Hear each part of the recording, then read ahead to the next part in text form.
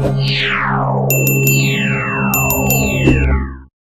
Film की शुरुआत होती है रेबेका से, जिसकी लाइफ परफेक्ट थी। छोटी सी फैमिली थी उसकी, वो, उसके हस्बैंड और बेटा सब खुश रहते थे। रेबेका का हस्बैंड पीटर चर्च में काम करता था और वो चाहता था कि रेबेका और उसका बेटा भी उसी के साथ काम करें, उन लोगों की मदद करें जो गॉड पर बिलीव रखते हैं। रेबेका पीटर की सारी बातें मानती थी। उसने भी चर्च जाना शुरू कर दिया अपने बेटे को लेकर। पर एक दिन ऐसा आया जिसने रेबेका की लाइफ ही बदल डाली। पीटर अपने बेटे को लेकर किसी कैंप पर गया था, जहाँ से वापस आकर उसके बेटे ने अपनी जान ले ली और इस हादसे से रेबेका पूरी तरह टूट गई। उसका अब कहीं भी दिल नहीं लगता था। उसने चर्च भी छोड़ दी थी। अपने गम को भुलाने के लिए उसने ड्रग्स का भी इस्तेमाल शुरू कर दिया था।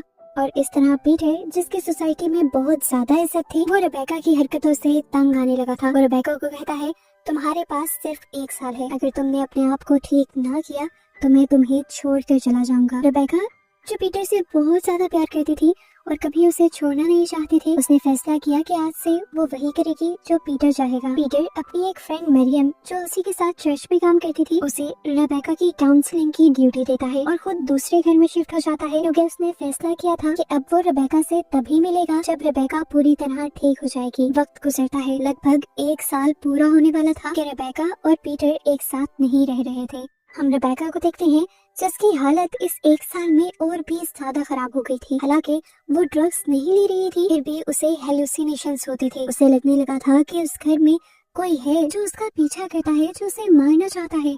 कोई तो था जो रात के टाइम इनके घर के अंदर आता था और फिर पीटर के ऑफिस में घुस कर बैठ जाता था। उसने ये बात सबको बताने की कोशिश की, फोन पर पीटर को भी बताई, मरियम को भी बताई, पर मरियम ने भी उसकी बातों पर बिलीव करने से इनकार कर दिया। पीटर ने तो यहाँ तक उसे ये भी कह दिया कि मुझे लग रहा है तुमने अपनी आदतें छोड़ी नहीं, ड्रग्स तुम अभी भी कर रही हो। सबकी ये बातें सुनकर आखिर रेबेका खुद भी ये मान ही लेती है, हो सकता है कि ये मेरे ही हेलुसिनेशंस हो, शायद मुझे ही डिप्रेशन और एंजाइटी की वजह से इस तरह की चीजें नजर आ रही हूँ। जब वो इस बात पे यकीन कर लेती है तो कुछ दिन तो अच्छे गुजर जाते हैं, मगर एक दिन फिर उसे ऐसा ही लगता है जैसे चुपके से कोई उसके घर में घुस आया है। और अब वो पीटर की ऑफिस के अंदर है। वो बुरी तरह डर गई। उसने पीटर को कॉल की, लेकिन पीटर भी अब कॉल पिक नहीं कर रहा था। वो पीटर को अब मैसेज करती है कि मुझे लग रहा है हमारे घर में एक चोर घुस आया है और मैं उसे मार दूंगी। रेबेका काफी डरी हुई थी।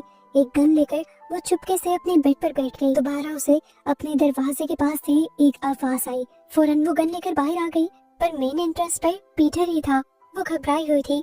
पीटर को देखकर वो भागते हुए नीचे आई और उसने पीटर से कहा, मेरा यकीन मानो, कोई घर में घुस आया था और वो मुझे मारना चाहता है। पीटर उसकी बात मानते हुए पूरे घर को छान लेता है, अपना ऑफिस भी देखता है, लेकिन पूरे घर में कोई भी नहीं था। इस मर्तबा पीटर को गुस्सा आ जाता है और वो रेबेका पर चिल्लाने लग जाता है कि तुम अपनी हरकतों से बाज नहीं आई, तुमने ड्रग्स लेना नहीं छोड़े और उसी सब का असर हो रहा है। रेबेका उसे प्रॉमिस करती है कि मैं तो पिछले 1 साल से कोई भी सब्सटेंस यूज नहीं कर रही हूँ। मरियम भी मेरी काउंसलिंग कर रही है और मैंने काफी इम्प्रूव किया है। वो कहती है कि मुझे तुम्हारे साथ रहना है, तुम्हारे साथ ही रहने के लिए मैं अपने आप को बदल रही हूँ। लेकिन पीटर को उसकी एक भी बात पर यकीन नहीं था। पीटर गुस्से में जाते जाते रेबेका से कहकर जाता है कि अब कुछ ही महीने बचे हैं और अगर तुमने अपने आप को इम्प्रूव नहीं किया तो मैं तुम्हें छोड़ दूंगा। फिर अगले दिन हम रेबेका को गार्डन साफ करते हुए देखते हैं और तभी उसे ऐसा महसूस होता है कि जैसे उसके घर के अंदर कोई शैडो है, कोई साया जो उसके ऊपर नजर रखे हुए है। इतनी देर में उसके घर पर मरियम भी आ जाती है और वो इस बात के बारे में मरियम को भी बताती है, लेकिन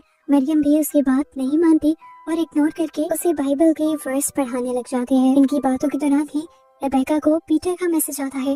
वो बता रहा था कि आज वो रेबेका से मिलने के लिए आएगा। रेबेका बहुत ज्यादा खुश हो जाती है। इस मैसेज का उसने काफी टाइम से इंतजार किया था। फाइनली आज पीटर को उसकी याद आ ही गई थी। वो अच्छा सा तैयार होती है, घर साफ करती है, थोड़ा बहुत उसे डेकोरेट भी करती है और पीटर की पसंद का बहुत सारा खाना भी बनाती है। अच्छा सा तैयार होकर वो रात को पीटर का इंतजार कर रही होती है और आखिर पीटर आ भी जाता है। रेबेका बहुत ज्यादा खुश थी, लेकिन यहाँ पर पीटर रेबेका से मिलने के लिए नहीं आया था। वो तो उसे डाइवोर्स पेपर्स देने के लिए आया था। वो रेबेका से कहता है, इन पर साइन कर दो, मैं अब तुम्हारे साथ और नहीं रहना चाहता। ये सुनते ही रेबेका बुरी तरह टूट गई थी। वो पीटर से मिन्नतें करने लगती है कि ऐसा मत करो, मैंने तुम्हारे लिए अपने आप को बिल्कुल बदल लिया है, मैंने ड्रग्स भी छोड़ दी हैं, सारी बुरी आदतें भी छोड़ दी हैं और अब तो मैं तुम्हारे साथ चर्च भी जाना शुरू कर दूंगी। लेकिन पीटर तो कुछ सुनने को तैयार ही नहीं था। इसी वजह से अब रेबेका को भी गुस्सा आ जाता है और इन दोनों के दरमियान में लड़ाई शुरू हो जाती है। पीटर रेबेका से कहता है, मैं तुम्हें छोड़ना चाहता हूँ, क्योंकि तुम्हारी ही लापरवाही की वजह से हमारा बेटा मर गया था। रेबेका कहती है उसमें मेरी क्या गलती थी, वो तुम्हारे साथ गया था, आकर उसने सुसाइड कर ली। और तुम्हें अच्छी तरह याद होना चाहिए कि जब वो तुम्हारे साथ कैंप किया था उससे पहले वो बहुत ज्यादा खुश था। और अब क्या तुम मुझे ये बताना पसंद करोगी कि आखिर उस कैंप में ऐसा हुआ क्या था जिसकी वजह से आकर मेरे बेटे ने अपनी जान ले ली। एक दूसरे पर ये दोनों चिल्ला रहे थे और आखिर पीटर रेबेका से कह देता है जो भी है मैंने फैसला कर लिया है कि मैं तुम्हारे साथ नहीं रहूंगा। रेबेका जिसके पेरेंट्स भी नहीं थे, उसका बेटा भी मर चुका था और अब जब उसका हस्बैंड भी उसे छोड़कर जा रहा था तो उसके लिए लाइफ बहुत मुश्किल होने वाली थी। इसीलिए वो डिसाइड करती है कि वो अभी अपनी जान ले लेगी। वो एक पिस्टल निकालती है ड्रॉ से और अपने सर पर रख लेती है और अपने आप को मारने की धमकी देती है। इन दोनों की इसी बहस के दौरान घर में किसी के जोरदार चिल्लाने की आवाज आती है। ये आवाज इतनी भयानक, इतनी तेज थी कि रेबेका और पीटर के बाल तक उड़ गए। कोई भी इंसान इतनी जोर से नहीं चिल्ला सकता था। पीटर को साफ पता चल गया था कि जरूर यहाँ पर कोई डीमन या कोई दूसरी पावर है। ये चीज इतनी डरावनी थी कि पीटर और रेबेका दोनों ही डर गए थे। रेबेका अपनी लड़ाई भिड़ाते हुए पीटर से कहती है देखो मैंने कहा था ना कि इस घर के अंदर कोई है, कोई शेडो है। तुमने मेरी बात नहीं मानी थी, अब तो तुमने उसकी आवाज खुद भी सुन ली ना। पीटर अब रेबेका की बात मानते हुए पूरे घर को चेक करने लग जाता है, लेकिन उनके घर में कोई भी नहीं था। काफी देर भी ढूंढने के बाद इन्हें घर में कुछ भी नहीं मिलता तो पीटर समझता है कि जरूर ये उन दोनों की गलत फहमी होगी। रेबेका कहती है हम दोनों के ही दिमागों में एक जैसी चीज नहीं चल सकती, यहाँ पर सच में कोई है। जब से तुम यहाँ से गए हो तब से ही वो शैडो इस घर में रह रहा है। उसने बार बार मुझे मारने की भी कोशिश की है और वो तकरीबन हर टाइम ही मेरा पीछा करता रहता है। इसी वजह से मैं डरती थी और आप लोगों को लगता रहा कि मैं ड्रग्स कर रही हूँ। पीटर को अभी भी इसकी बातों पर कुछ ज्यादा यकीन नहीं होता, लेकिन रेबेका इस चीख के बाद बहुत ज्यादा डर चुकी थी और वो पीटर से कहती है प्लीज पीटर आज की रात यहाँ पर रुक जाओ। पीटर रेबेका की बात मान जाता है और वहीं रुक जाता है। रेबेका पीटर को खाना सर्व करती है और जब पीटर उस खाने को खाने लगता है तो रेबेका देखती है कि वो सारा खाना ब्लैक कलर के फ्लैश में चेंज हो गया था और इस टाइम पीटर का मुंह भी अंदर से काला हो चुका था, ऐसे जैसे पीटर खुद एक डीमन बन गया हो। ये सब देखकर रेबेका और भी ज्यादा डर जाती है। पीटर समझ गया था कि रेबेका किसी चीज को लेकर डर रही है। वो रेबेका को बुलाता है और अपने पास बिठाता है। रेबेका देखती है कि अब पीटर नॉर्मल हो चुका था।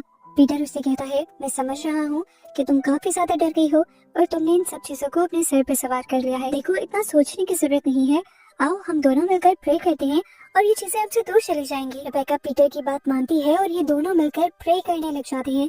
पर अचानक ही रेबेका देखती है कि ऊपर पीटर के ऑफिस का दरवाजा खुला था और कोई चीज उसकी अंदर गई थी।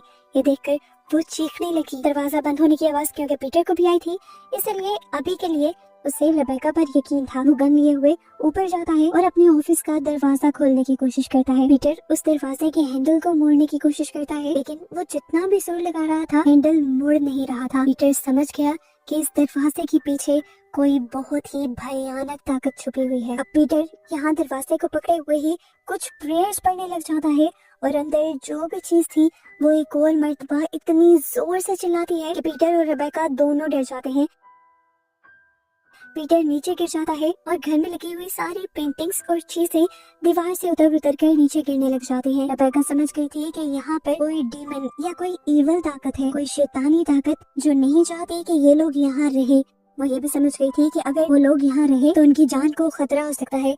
वो पीटर का हाथ पकड़ती है और उससे कहती है चलो पीटर हम यहाँ से चलते हैं। रेबेका की बात मानते हुए पीटर बाहर तो आ जाता है, लेकिन इस घर से भागने को तैयार नहीं होता। वो रेबेका से कहता है सोचो ये सब मेरे ही घर क्यों हो रहा है? क्या गॉड मुझे कोई ड्यूटी तो नहीं देना चाह रही है? क्या ये मेरे लिए एक साइन तो नहीं है? शायद गॉड ने मुझे ही चुना हो इतने बड़े चैलेंज के लिए, इतनी बड़ी बहुवर को हराने के लिए। वो कहता है मैं अंदर जाऊंगा क्योंकि मैं जानना चाहता हूँ ये चीज क्या है और हमसे चाहती क्या है। रेबेका उसकी मिन्नतें भी करती है, लेकिन पीटर जब बात नहीं मानता तो रेबेका पीटर को अकेले अंदर जाने नहीं देती और डरते हुए खुद भी उसके साथ जाने का फैसला करती है। अंदर जाते ही पीटर ऑफिस के दरवाजे पर हाथ लगाता है और इस मर्तबा जब हैंडल मोड़ते हुए दरवाजा खोलने की कोशिश करता है तो अचानक आसमान में बिजली कड़कड़ाने लगती है और वो आसमानी बिजली इनके गार्डन में भी गिर जाती है और इनके गार्डन में आग लग जाती है। डरते हुए रेबेका बाहर गई और उस आग को बुझाने लग गई। अब वो अंदर बिल्कुल नहीं जाने वाली थी। उसे पीटर को भी समझाया, लेकिन पीटर अभी भी अपनी बात पर ही अड़ा हुआ था कि शायद ये भी उसके लिए एक नया साइन है।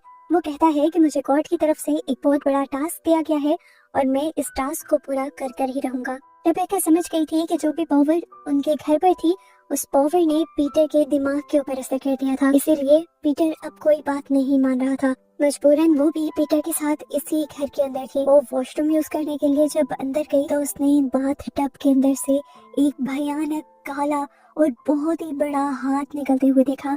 जो हाथ उसकी तरफ बढ़ते हुए उसका गला दबाने ही वाला था कि बाहर से कुछ टूटने की आवाज आई। वो हाथ गायब हो गया और रेबेका बाहर आ गई। उसने देखा कि पीटर ने ही उस ग्लास को अपने हाथ में तोड़ा था और अब पीटर के दोनों हाथ जख्मी हो चुके थे।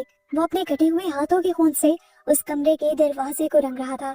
कंफ्यूज होकर रेबेका पूछने लगी, अब क्या कर रही हो तुम? पीटर बोला, तुम्हें पता है इसके अंदर क्या है? इसके पीछे एंजल्स हैं, फरिश्ते हैं जो मेरे पास आए हैं। वो मुझे पावर्स देना चाहते हैं, वो मुझे टास्क देने आए हैं, वो मुझे बताना चाह रहे हैं कि मैं कितना स्पेशल हूँ। मैंने इस टास्क को एक्सेप्ट भी कर लिया है। इस टास्क में उन्होंने मुझे बताया कि मुझे उन्हें ब्लड देना है और देखो मैंने अपना ब्लड दे भी दिया और बस अब मुझे पावर्स मिल जाएंगी। अब रेबेका को लग रहा था कि पीटर पागल हो गया है।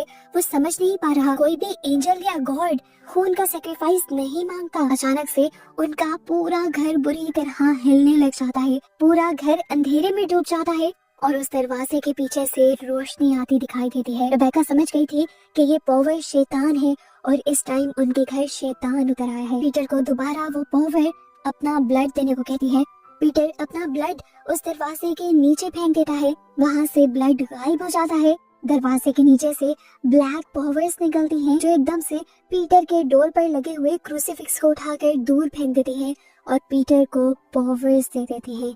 और ये डार्क पावर्स थी। रेबेका देखती है कि पीटर के जख्म खुद ब खुद अब हील होने लगे थे और ये देखते हुए खुश होकर पीटर पागलों की तरह हंस रहा था। आखिर वो इतनी सारी पावर को एक साथ हैंडल भी नहीं कर पाता और बेहोश हो जाता है। रेबेका समझ गई थी कि अब ये घर और भी ज्यादा खतरनाक हो चुका है, इसीलिए वो पीटर को उठाते हुए उसे अपनी दोस्त मरियम के घर ले जाती है। ये लोग सारी बातें जाकर मरियम को बताते हैं और मरियम के लिए भी इन बातों पर बिलीव करना मुश्किल हो जाता है कि क्या सच में उनके घर कोई शैडो थे। रेबेका कह रही थी कि उसके घर पर डिमोनिक शैडो है, जबकि पीटर कह रहा था कि उसके घर पर एंजल्स हैं जो उसे पावर देकर गए हैं। अब मरियम कंफ्यूज हो जाती है कि किसकी बात मानी जाए। उसे ये तो अंदाजा हो गया था कि घर में जरूर कुछ ऐसा हुआ है जिसकी वजह से ये दोनों डिस्टर्ब हैं। वो इन दोनों से कहते हैं, एक काम करें, आज के लिए आप दोनों रेस्ट करें, सुबह उठकर हम इस बारे में बात करेंगे। ये लोग सोने के लिए चले जाते हैं और रेबेका सोते हुए फील करती है कि वो बड़े बड़े से डिमोनिक हाथ दोबारा उसकी तरफ बढ़ रहे थे, जिन्होंने उसके गले को चोक भी कर दिया, यानी उसका गला भी दबा दिया।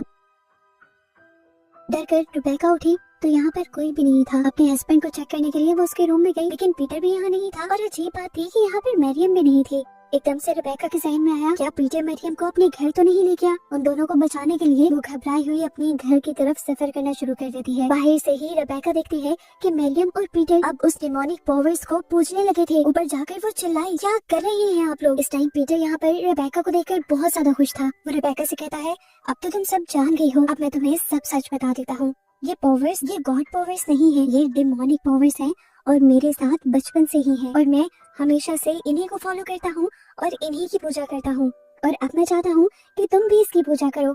देखो जैसे मरियम कर रही है। वो कहता है, हमें ज्यादा कुछ करना ही नहीं है, हमें बस इस पावर को अपना ब्लड पिलाना है और फिर ये पावर हर वो काम कर देगी जो हम चाहते हैं। रेबेका को समझ नहीं आ रही थी वो क्या करे। वो ये गलत काम नहीं कर सकती थी और ना ही करना चाहती थी। वो यहाँ से भागना चाहती थी पर पीटर ने उसे पकड़ लिया। मरियम रेबेका से कहने लगी, इसे ना मत बोलो, अगर तुमने इसे ना बोल दिया तो अपना अंजाम तुम खुद देखोगी। तुम्हें पता है तुम्हारे बेटे ने भी इसी तरह मना किया था और पता है उसके साथ क्या हुआ? वो मर गया। रेबेका की आंखें अब फटी की फटी रहती थी कि उसके बेटे की मौत के पीछे भी यही लोग थे। पीटर अब रेबेका से कहता है, देखो किस तरह मरियम अपना खून इसे पिलाएगी।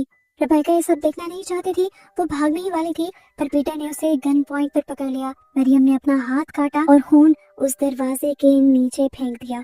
मरियम ने अपनी कलाई काटी थी, खून के बहुत ज्यादा बहने की वजह से वो यहीं पर बेहोश हो जाती है और फिर वही डार्क शैडो उस दरवाजे के नीचे से मरियम को खींच कर ले जाता है। ये सब देखकर रेबेका बहुत ज्यादा डर जाती है और यहाँ से भागने की कोशिश करती है पर पीटर उसे कहता है, अरे डरो नहीं, चलो अब तुम्हारी बारी है।